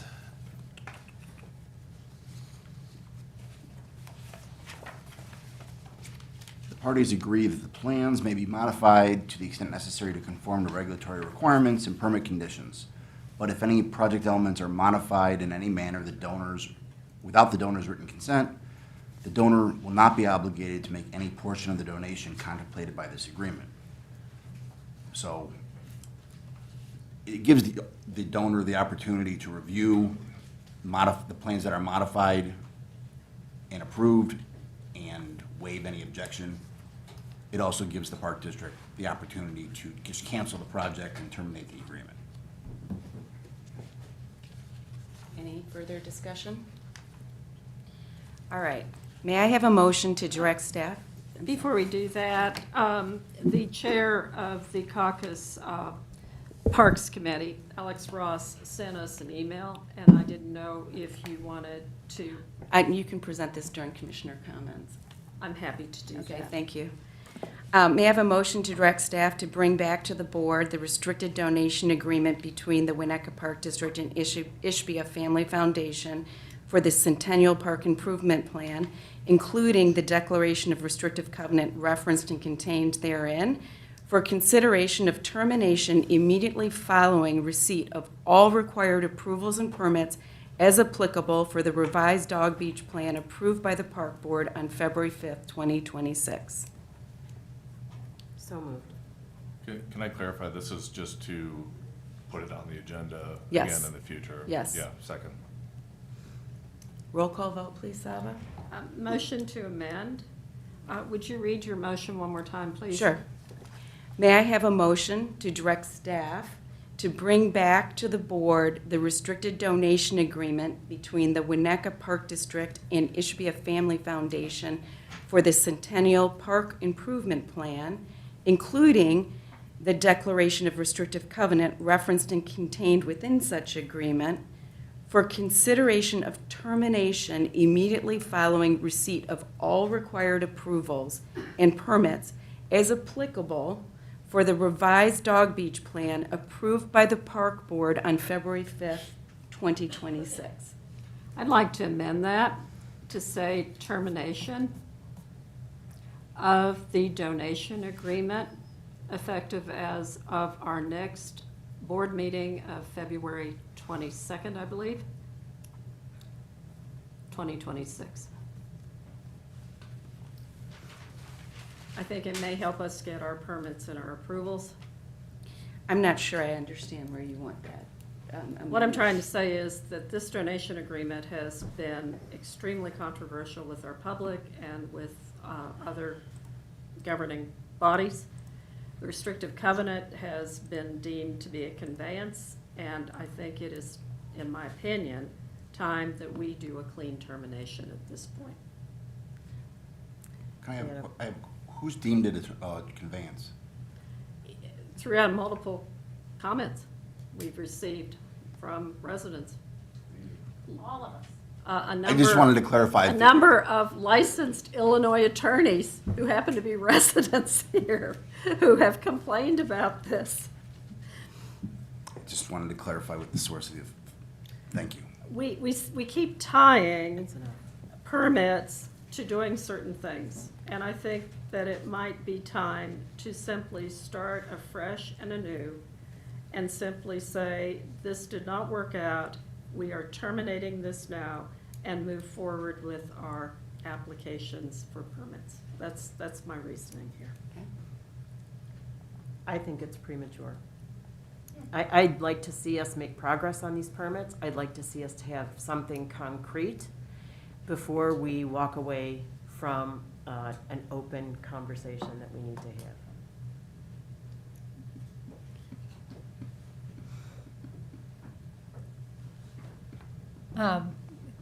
Is this something that we will be providing an update on after the said conversation as an agenda item for Okay. February or March? Can you say that again? Is this something that we will have an update on after the conversation on a more timely basis? After the conversation, what conversation? I'm not The following. you. conversation that Commissioner Kodo proposed. We're not going to have that conversation until we move forward with our own permit design. Okay. We So will, that could be- as a courtesy, say, here's what we're doing, it's different in this direction. However, we're going forward in our own permit design, exactly the same way we did when we formulated the plan. And then this gentleman came to us and said, I like these elements, I will help you pay for them. So Commissioner Root, are you making a motion? I was going to amend it simply to say we terminate this. This does not, as of our next meeting, this does not stop us from continuing discussion with the neighbor to the south at all. Okay. It simply is a clean, part of my problem with these documents that are drafted by his counsel is that they always seem to have little hooks that keep them continuing from now until the end of time, like the property exchange agreement.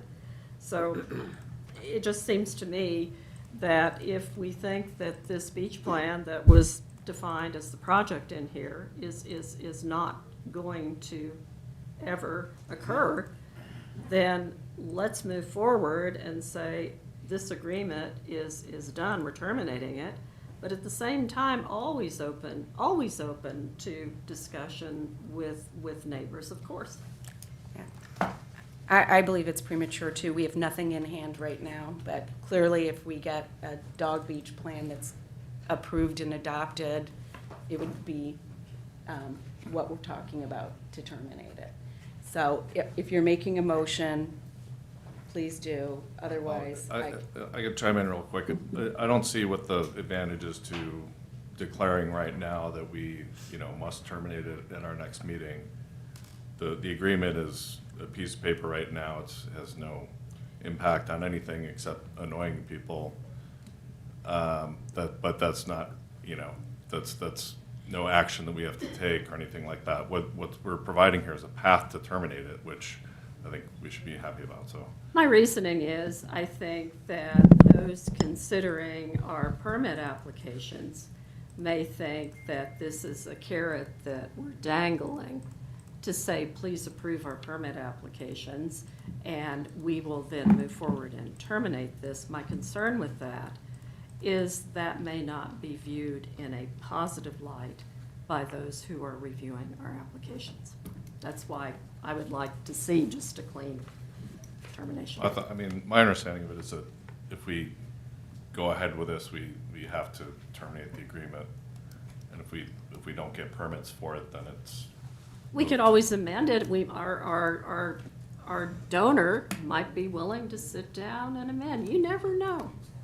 Yeah, which, Hence the conversation. suggesting that we can talk with. All right, well, I haven't had another motion proposed on the floor, so I'm gonna ask for a motion, my original motion to have staff direct to bring back, to direct staff to bring back to the board the restricted donation agreement between the Winnetka Park District and Ishbia Family Foundation for the Centennial Park Improvement Plan, including the declaration of restrictive covenant referenced and contained within such agreement, for consideration of termination immediately following the receipt of all required approvals and permits as applicable for the revised Dog Beach Plan approved by the Park Board on February 5th, 2026.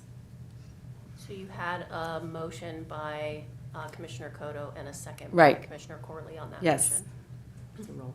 Roll call vote. Yes, please. Commissioner Corley? Yes. Commissioner Cotto? Yes. Commissioner Root? Yes. Commissioner Rapp? Yes. Commissioner Gibson? Yes. Motion passes. Thank you. All right, I do apologize to the public that we've reordered the agenda, and we do want to hear your opportunity to address the board on any issue. When you're called upon, come to the center position in front of the commissioners and stand at the podium, speak into the microphone, state your name for the record, and speak directly to the board, based on public comment policy described in the board policy manual and referenced in Public Access Counselor Opinion 2024, Pact 81900. Guests may present public comment for no longer than 3 minutes after being recognized. If you prefer to share your comments in writing this evening, you may do so by leaving your comment with a member of the Park District staff. I'm just going to start with the front row. If there's anyone who wishes to make public comment, please step forth. Okay. What about the second row? No? Third row? I'm here for your sheer pleasure and enjoyment. My name's Katie Stevens, and this agreement that you may terminate appears to be for one entity with all the restrictions that are a 50-year agreement. We had another $3 million donation that was turned down in less than an hour. Go back. It still could be active. This was voted down by 2 boards. You have an offer of 150 feet of Tower Road Beach. It's free. What park district turns down park land? People put the dogs on Elder, put a divider in between, give the people the 500 feet of unobstructed Centennial. All the other beaches these are all creative. all the other beaches use the bluff as a border. You could make the beach the same square feet, make it smaller, but I don't want a third fence all the way across that beach. I have the right to walk at the public line. You are making this so dogs have the right to walk at the public line. It's laughable. The dog has the right and I don't. And I'm paying, my dog's not. I don't have a dog. Dogs will get $27 million worth of property. They'll get $18 million in costs for a pier.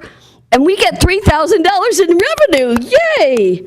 It's unsafe, preposterous. The dogs don't have the rights. We do. Other beaches, like this fence is a hazard to swimmers, kayakers, boaters. We've had 4 people die. You're laughing. It isn't funny. We cannot get to those people. Someone will hit that something and not be able to get over to the other side to be saved. I think this is terminate the agreement today.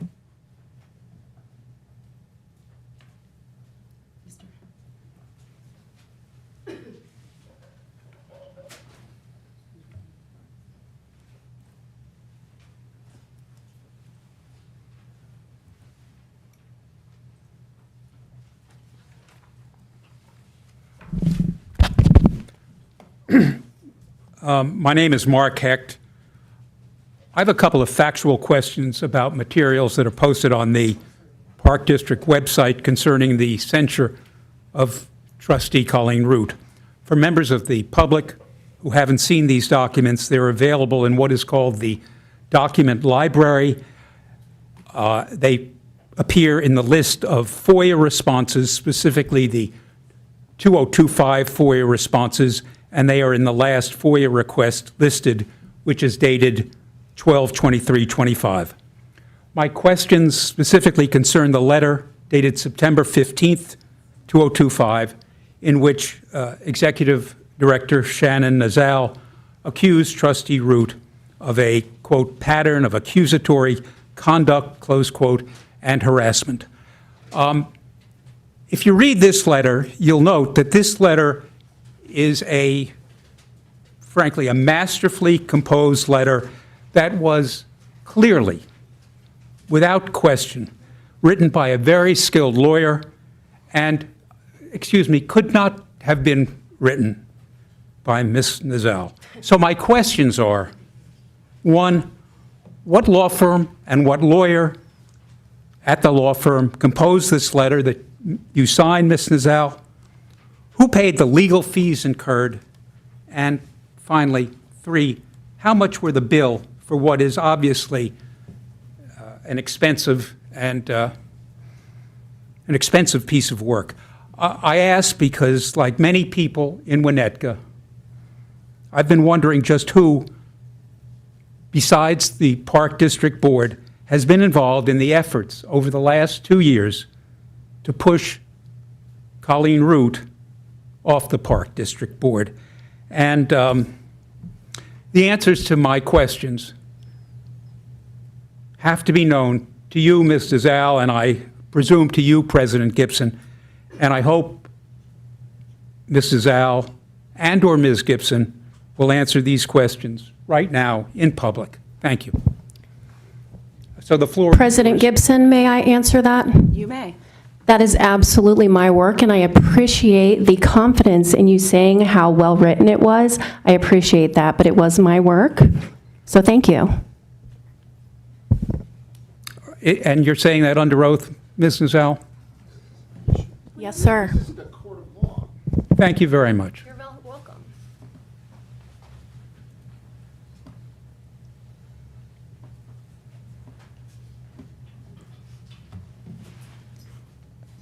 Karatzis. I have a question, and it relates to something Cynthia Rapp was bringing up.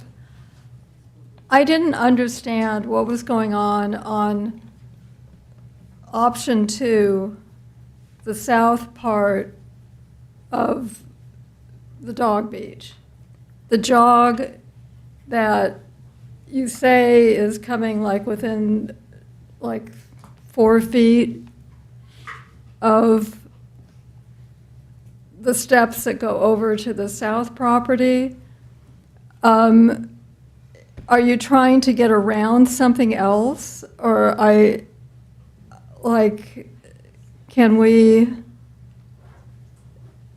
is it possible to have some sort of answer here? It's just a statement of facts. It's not drawn. Last time I spoke, my complaint was on the south, like particularly on the south end, we're not seeing any adjacency in the drawings. Like, we don't see the pile of rocks on Ishbia's property. And I think when the drawings are vague like that,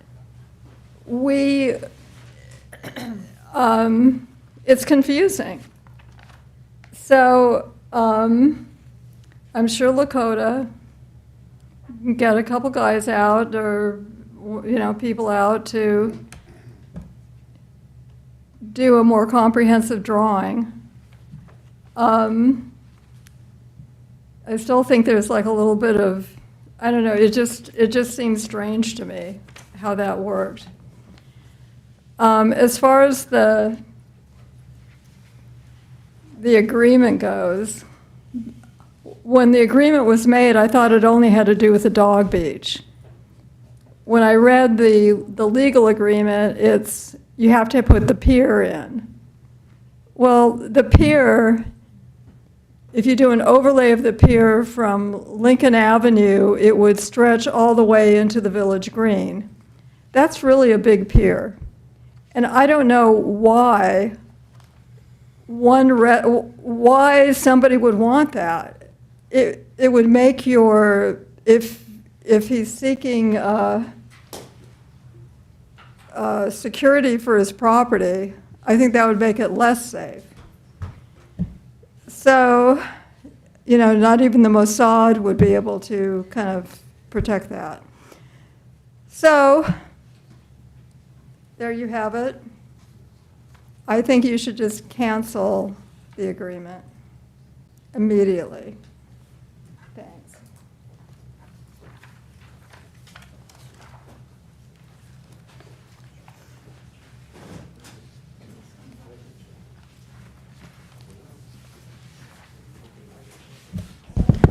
I'm Jude Ofley. I live in Fuller Lane.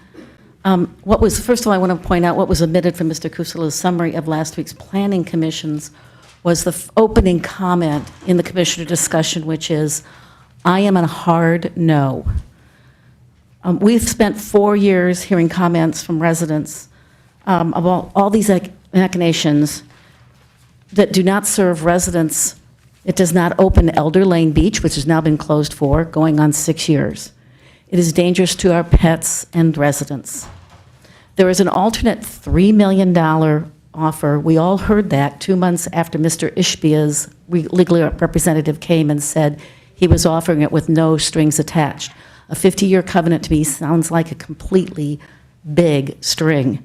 I would recommend the board reconsider the alternate. And I want to provide you, for your thoughts, with 2 misappropriated citations for you to consider. One, insanity is doing the same thing over and over again and expecting different results. Albert Einstein. The object of life is not to be on the side of the majority, but to escape finding oneself in the ranks of the insane. Marcus Aurelius.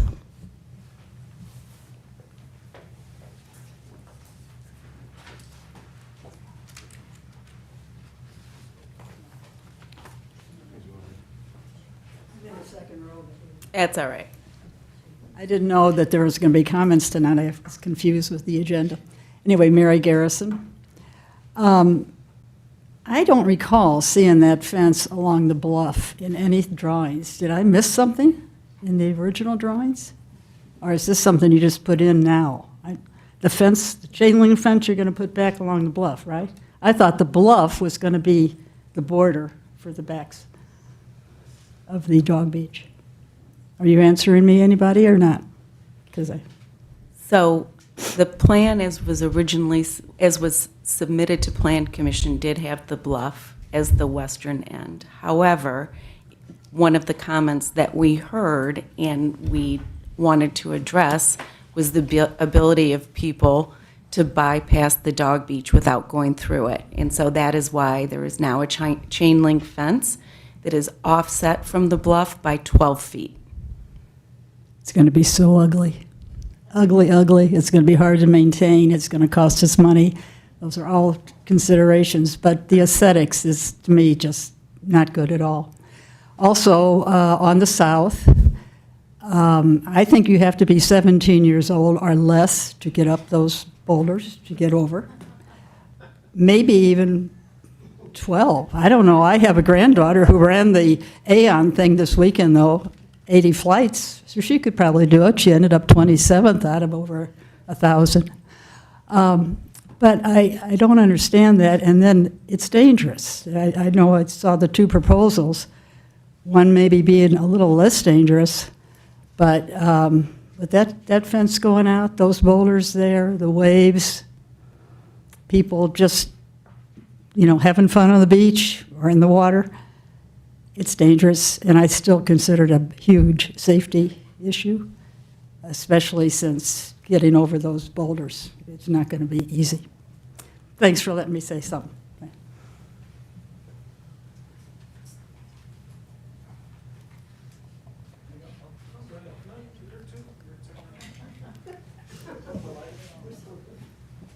Yeah, Steve Juliuson, 1436 Asbury.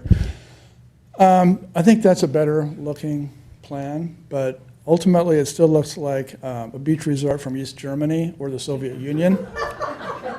I mean, I don't know, what are we trying to accomplish here? And I don't know, why does this dog beach have to be on Centennial, the most attractive beach we have? It's like we're like trying to, keep people from coming to the beaches when we could put it on Tower Road Beach. Dogs can't really tell the difference, they lick themselves, come on. So it's crazy. And why could we, there was talk about maybe doing some kind of a fenceless barrier, like, dogs, when they wear a collar and they get shocked, that kind of a thing. I don't know if that's possible, but that would be the most elegant thing if you could pull it off logistically. I don't know. And then I also don't know why you don't revisit the other anonymous donor. $3 million, no strings. That's actually no strings at all. But here we have string-orama. You say no. Can you explain to me why that is? I'll address that in Commissioner comments. Go, baby. When Commissioner comments come around, you'll hear from me. Okay, that's it. Thanks.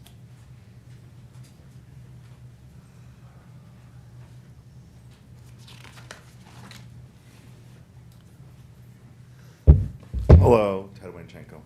So first, I know the PAC will probably contort themselves to say everything is fine, but I congratulate you on holding a meeting in violation of your own policy manual that effectively precluded public comment on a plan that was introduced just 2 days ago.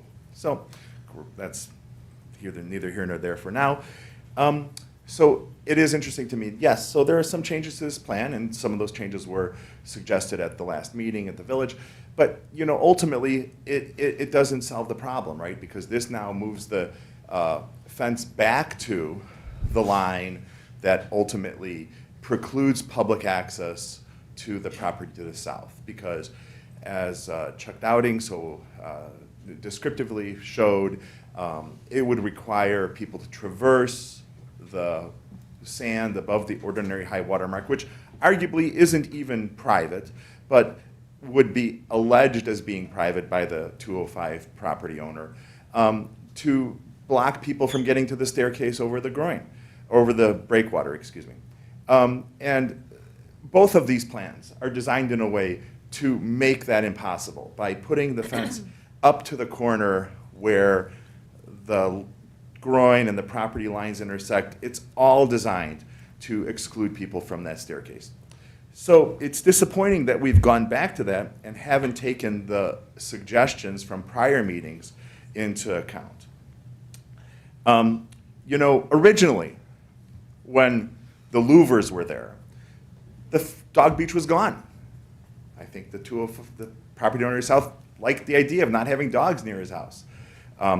Because, he had a louver. He had a 150-foot fence out into the lake. No need to have dogs around. And then when that disappeared, all of a sudden Dog Beach came back to Centennial. And so I agree, as was pointed out by Mr. Bradley at the Design Review Board, that perhaps moving it to a place like Tower, where one end of the beach, of Dog Beach, would be a inaccessible area, just like the Wilmette Harbor, and, you know, would be a better choice. The purist in me would say that that's still a violation and we shouldn't do that, but I could see the ability to agree to something more like that. And it would solve the three things that you just mentioned, right? The homeowner to the south would have no worries about dogs coming into his property, onto the public beach in front of his property, if there was no dog park there. Dogs would be free to roam next to Tower. I know that there might be issues there, but those could be probably worked out. And, you know, the public would also have access, but obviously that would discount the desires of the primary stakeholder in this entire discussion. Do we have anyone else who wishes to make public comment? All right. At this point, we're going to move to commissioner comments, and I'd ask all the commissioners to limit their comments to 3 minutes. And is there anyone who would like to start off with their comment? I'm happy to start. Okay. First of all, I want to thank staff for this amazing new catalog. I'm particularly excited about all of the summer camps and how much activity we're offering for our residents this summer. So if you haven't looked at it there, gallery, you need to get, there's something for everybody at every age. So kudos.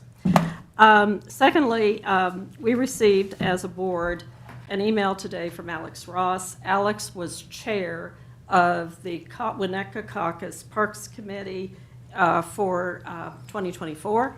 And I just want to read his email.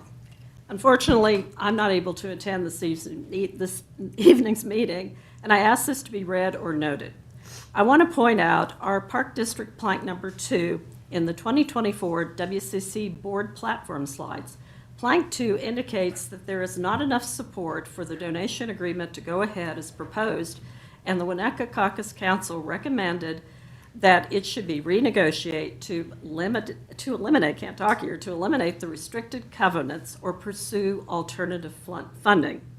As most of you were Winnetka Caucus Council candidates, you did agree to follow the planks as derived from the village-wide survey. If you cannot do so, please be sure to highlight the extenuating circumstances that cause you not to follow the plank as written. Then this from Alex Ross. Then I want to answer Mr. Hecht, if you will pull the board packet for our last regular meeting in January. If you will look under legal expenses, you will find an answer to your question. The private investigator that was hired by this board, absent my input, was Michelle Marks, and I believe that her fee for her investigation was close to $40,000. It was $39,000, maybe $360. That did not include also the costs for Park Council working with Ms. Marks. But you can look at all of that. It's in the January packet. Thank you very much. Thank you. Cynthia? I'm happy to go second. First, I would like to thank the Plan Commission for their time in reviewing our prior plan and giving us valuable input, which we have now incorporated in very short order. It's unfortunate that we were not able to anticipate those through our process, so I think that's something that we as a board, can take the opportunity to reflect on further. I hope that as a board, we can continue to seek to build consensus for our community and, continue to have our beaches open because they are our biggest asset in Winnetka. That's why many people move here. So I have expressed my comments on the plan. I would encourage staff to continue to further develop how we will use that beach space. That is new. I'm glad that we have put ourselves with a plan moving forward that is consistent with past motions. Again, that's something that I wish that we had identified through a more rigorous process sooner so that we are mindful of the time of the commissions and our community so that we are not submitting permits that we do not actually have a path to go forward with. So I hope that we can do better. That's certainly my goal as a board member. And that's all I have for now. Thank you. Mr. Corley? Sure. Like to thank my fellow board members for coming on short notice to address this. We present plans to the various boards with the intention that they get good, good results and get approval. They're well considered, well thought out, and when they get voted down, it's typically another month or 2 months or 6 months. So I think it's great that we're able to come together very quickly and act on the plan. The other thing I should say is that actually we accomplished a thing tonight, which is voting on plan that the staff recommended. We chose that, we voted on it, and it happened very quickly. And generally, for small decisions, we should act without hesitation. And I think that this fence is going to be temporary. It might not be called that, but we can put in a fence, we can take out a fence. I imagine it could be taken out in a day if eventually we implement some other plan at that beach. So, I'm not that worried about it. I think it solves a problem, and I'm glad that we acted on it without hesitation tonight. Thank you.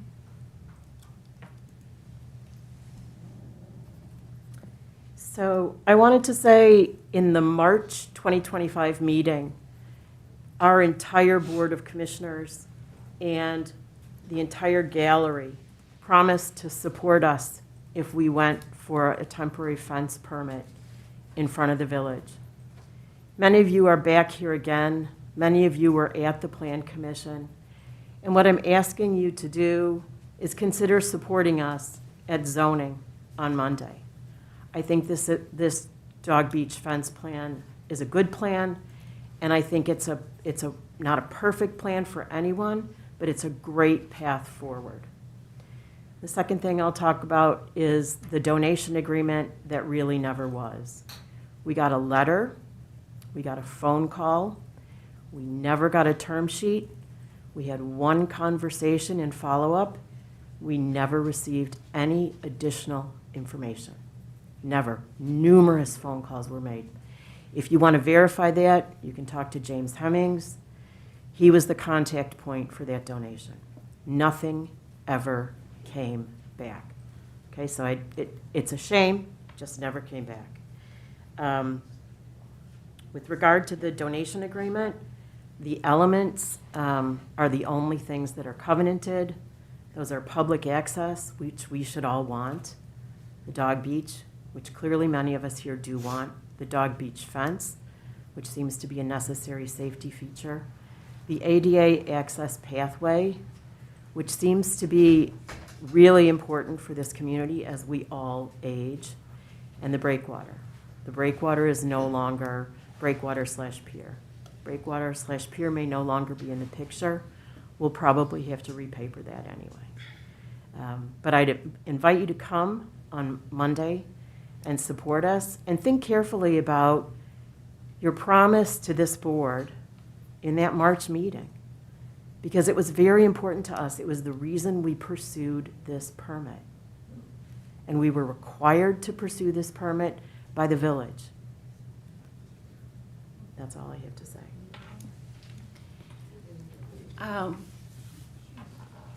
I would like to say that if you could only see the behind-the-scenes work that has gone into this, I would love for people to understand it. We went to Plan Commission. We're deeply disappointed with the outcome, and staff pivoted from that disappointment and put together a revised plan, one that undertook the many comments that were made in Plan Commission, also the comments that were made by the public, And I just want to note my appreciation for staff in accomplishing that.